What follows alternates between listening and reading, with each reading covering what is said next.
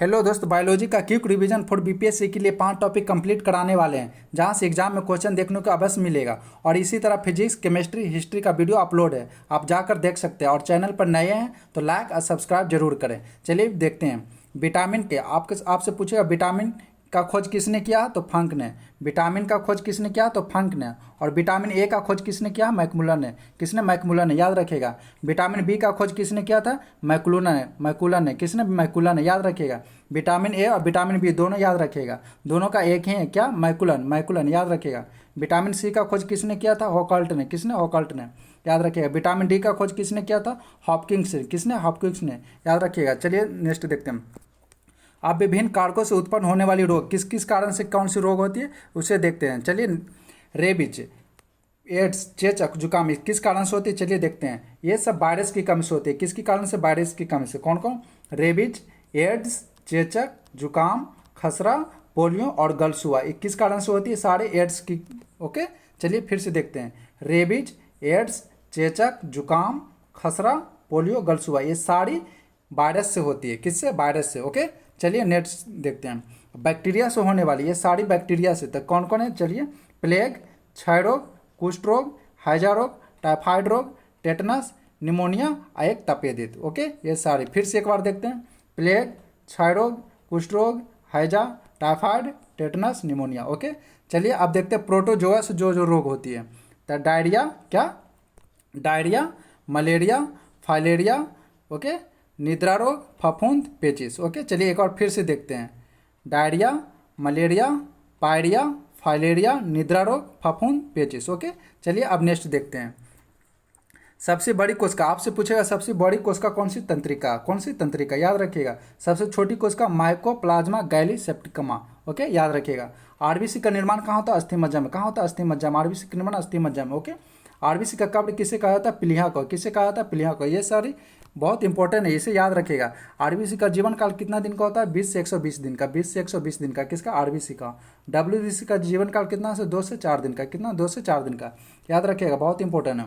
मानव शरीर में खोपड़ी की संख्या कितनी होती है तो 8। कितना, 8 खोपड़ी का। पसली की संख्या कितनी होती है तो 24, याद रखिएगा। पसली की संख्या 24। ओके, मांसपेशियों की संख्या कितनी होती है तो 639। कितनी, 639, बहुत इंपॉर्टेंट। आपसे ये एग्जाम में देखने को मिलेगा, डायरेक्ट दे देता।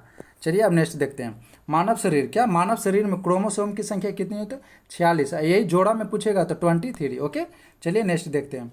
मानव शरीर में कशेरुकियों की संख्या कितनी होती है 33। कितना होती है 33, कशेरुकियों की संख्या 33। ओके, चलिए नेक्स्ट देखते हैं। मानव शरीर में रक्त परिभ्रमण में कुल कितना समय लगता है 23 सेकंड लगता है। कितना लगता है 23 सेकंड। ओके, मानव शरीर में रक्त की मात्रा कितनी होती है 5 से 6 लीटर होती है। कितनी, 5 से 6 लीटर होती है मानव शरीर में खून की मात्रा। ओके, चलिए अब नेक्स्ट देखते हैं। मानव शरीर में भोजन का पचना कहाँ से शुरू होता है तो मुख से या मुंह से। ओके, चलिए अब नेक्स्ट देखते हैं। शरीर में पचे हुए भोजन का जो अवशोषण होता है कहाँ होता है, छोटी आंत में। अवशोषण छोटी आंत। ओके, चलिए अब नेक्स्ट देखते हैं। मानव शरीर का सबसे बड़ा अंग तो त्वचा। आपसे पूछेगा सबसे बड़ा अंग त्वचा। ओके, चलिए सबसे बड़ी ग्रंथि पूछेगा। मानव शरीर का सबसे बड़ी ग्रंथि यकृत बताना, क्या यकृत। ओके, चलिए नेक्स्ट देखते हैं। सबसे छोटी ग्रंथि, मानव शरीर का सबसे छोटी ग्रंथि तो पिट्यूटरी ग्रंथि। पिट्यूटरी ग्रंथि। ओके, मानव शरीर का सबसे बड़ी हड्डी तो फीमर। कौन सी, फीमर, ये जांग की हड्डी होती है। ओके, चलिए नेक्स्ट देखते हैं। मानव शरीर का सबसे छोटी हड्डी, क्या मानव शरीर का सबसे छोटी हड्डी कौन सा, स्टेपिटी, ये कान की हड्डी होती है। किसकी, कान की। ओके, अब यहाँ ध्यान दीजिएगा। मांसपेशी एवं अस्थि, मांसपेशी एवं अस्थि को जोड़ने वाली को टेंडन कहते हैं। क्या कहते हैं, टेंडन। किसे, मांसपेशी एवं अस्थि को जोड़ते हैं उसे टेंडन कहते हैं। और अस्थि अस्थि को जोड़ते हैं उसे क्या कहते हैं, लिगामेंट कहते हैं। क्या कहते हैं, लिगामेंट कहते हैं। ध्यान रखिएगा। प्रोटीन के कमी से होने वाले बच्चों में रोग क्वार्सियोरकर और मरासमस। किसकी कमी से, प्रोटीन के कमी से। किसमें, बच्चों में। कौन कौन रोग, क्वार्सियोरकर और मरासमस, याद रखिएगा। चलिए नेक्स्ट देखते हैं। विटामिन डी की कमी से बच्चों में कौन से रोग होते हैं, रिकेट्स। कौन से, रिकेट्स। किसकी कमी से, विटामिन डी की कमी से। ओके, चलिए अब विटामिन डी की कमी से वयस्क में जो 18 वर्ष से ऊपर है तो उनमें कौन सी रोग होती है, ऑस्टियोमालेशिया। ऑस्टियोमालेशिया। ओके, चलिए अब नेक्स्ट देखते हैं। जल में घुलनशील विटामिन कौन कौन सी है तो जल में घुलनशील विटामिन बी और सी। कौन सी, बी और सी। वसा में आपसे पूछेगा तो वसा में कौन सी, vitamin A, vitamin D, vitamin E और विटामिन के। ओके, याद रखिएगा। अब चलिए देखते हैं। 1 ग्राम वसा, किससे, 1 ग्राम वसा की पूर्ण ऑक्सीकरण से कितनी ऊर्जा मिलती है, 9.2 किलो कैलोरी। कितना, 9.2 किलो कैलोरी, याद रखिएगा। और 1 ग्राम ग्लूकोज से, किससे, 1 ग्राम ग्लूकोज से कितनी ऊर्जा मिलती है तो 4.2 किलो कैलोरी, 4.2 किलो कैलोरी याद रखिएगा। चलिए अब नेक्स्ट देखते हैं। अनॉक्सी श्वसन की संपूर्ण क्रिया कहाँ होती है? तो अनॉक्सी श्वसन की संपूर्ण क्रिया कोशिका द्रव में होती है। कहाँ? कोशिका द्रव में। ऑक्सीजन ऑक्सी श्वसन की, किसके? ऑक्सी श्वसन की संपूर्ण क्रिया कहाँ? माइटोकॉन्ड्रिया में। याद रखिए, अनॉक्सी आपसे पूछेगा तो कोशिका द्रव, और ऑक्सी श्वसन की संपूर्ण क्रिया तो माइटोकॉन्ड्रिया, बहुत इंपॉर्टेंट है। मादा जनन हार्मोन कौन कौन है देखते हैं? एस्ट्रोजन और प्रोस्ट्रोजन। कौन? एस्ट्रोजन और प्रोस्ट्रोजन। कौन सा? मादा हार्मोन, मादा हार्मोन। ओके, चलिए देखते हैं। अब नर जनन हार्मोन, कौन सा? नर जनन हार्मोन। तो इसमें एंड्रोजन और टेस्टोस्टेरोन। कौन? एंड्रोजन और टेस्टोस्टेरोन। ओके, चलिए सबसे छोटी एक कोशिकीय सवाल, एक कोशिकीय सवाल तो एस्टी बुलेरिया। कौन सी? एस्टी बुलेरिया। एक कोशिकीय सवाल एस्टी बुलेरिया। ओके, चलिए अब नेक्स्ट देखते हैं। सबसे बड़ी एक कोशिकीय सवाल, क्या? सबसे बड़ी एक कोशिकीय सवाल माइक्रोसिस्टिस। क्या? माइक्रोसिस्टिस, याद रखिएगा। सबसे छोटी गुणसूत्र किसमें? सबसे छोटी गुणसूत्र होती है शैवाल में। किसमें? शैवाल में सबसे छोटी गुणसूत्र हुई। ओके, नील हरित शैवाल को किस नाम से जानते हैं? साइनोबैक्टीरिया। क्या? साइनोबैक्टीरिया। किसे? नील हरित शैवाल को। ओके, चलिए नेक्स्ट देखते हैं। बर्फ पर उगने वाले शैवाल को क्या कहते हैं? क्रायोलाइटिक शैवाल। क्या? क्रायोफाइटिक शैवाल। ओके, याद रखिएगा। किस पे? बर्फ पर उगने वाले को क्या कहते हैं? क्रायोफाइटिक शैवाल, याद रखिएगा। पुष्प का, क्या? पुष्प का जनन, जो पुष्प का नर जनन है, किसका? पुष्प का नर जनन कौन सा भाग? पुमांग, याद रखिएगा, पुमांग। और पुष्प का मादा जनन कौन सा? मादा जनन कौन था? जयांग। मादा जनन जयांग, याद रखिएगा। चलिए अब नेक्स्ट देखते हैं। पौधों का जनन अंग कौन सा? पुष्प। पौधों का जनन अंग कौन सा? पुष्प। ओके, चलिए नेक्स्ट देखते हैं। चट्टानों पर उगने वाले पौधों को क्या कहते हैं? लिथोफाइट कहते हैं। चट्टान पर जो पौधा उगता है उसे क्या कहते हैं? लिथोफाइट, ध्यान रखिएगा। बालू पर, कहाँ? बालू पर उगने वाले पौधों को क्या कहते हैं? सेमोफाइट कहते हैं। क्या कहते हैं? सेमोफाइट, ध्यान रखिए, बहुत इंपॉर्टेंट है। रेगिस्तान क्षेत्रों में उगने वाले, कहाँ? रेगिस्तान क्षेत्र में उगने वाले पौधों को क्या कहते हैं? रिमोफाइट कहते हैं। क्या कहते हैं? रिमोफाइट। अब दलदली भूमि में, कहाँ? दलदली भूमि में उगने वाले पौधों को क्या कहते हैं?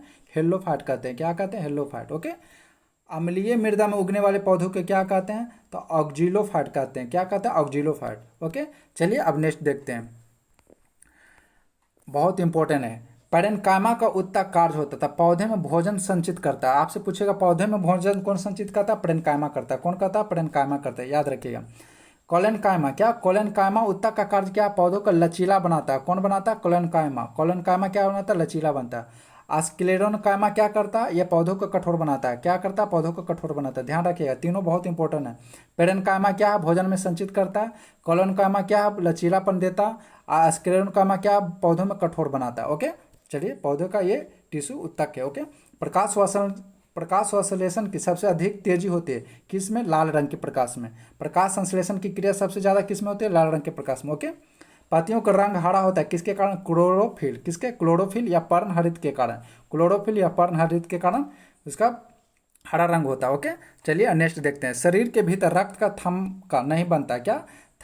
शरीर के भीतर रक्त का थक्का नहीं बनने देता। कौन नहीं बनने देता? हिपैरिन। कौन? हिपैरिन। ओके, रक्त का थक्का बनने के लिए अनिवार्य प्रोटीन। रक्त का अब थक्का बनने के लिए कौन सा है? Fibrinogen. Fibrinogen. Okay, fibrinogen. Okay, याद रखिएगा। ब्लड बैंक में रक्त रखा जाता है। ब्लड बैंक में जो खून है कितने डिग्री पर रखा जाता है? तो 40 डिग्री फ़ारेनहाइट। क्या? 40 डिग्री फ़ारेनहाइट, ये बहुत इंपॉर्टेंट, याद रखिए। सर्वप्रथम जेनेटिक शब्द, क्या? जेनेटिक शब्द का प्रयोग किसने किया था? डब्ल्यू वाटसन ने। क्या? डब्ल्यू वाटसन ने सर्वप्रथम जेनेटिक्स का प्रयोग किया था। ओके, सर्वप्रथम जीन शब्द का प्रयोग, क्या? सर्वप्रथम जीन शब्द का। अब जीन शब्द का प्रयोग सर्वप्रथम किसने किया था? जोहानसन ने। किसने? जोहानसन। ओके, सर्वप्रथम कोशिका शब्द का, किसका? कोशिका शब्द का प्रयोग तो रॉबर्ट हुक ने। किसके? रॉबर्ट हुक ने। बहुत इंपॉर्टेंट क्वेश्चन है। इसी तरह आपका वीडियो हम लाते रहेंगे, तो चैनल पर नए हैं तो सब्सक्राइब और लाइक जरूर कीजिएगा। चलिए वीडियो को यहीं रोकते हैं।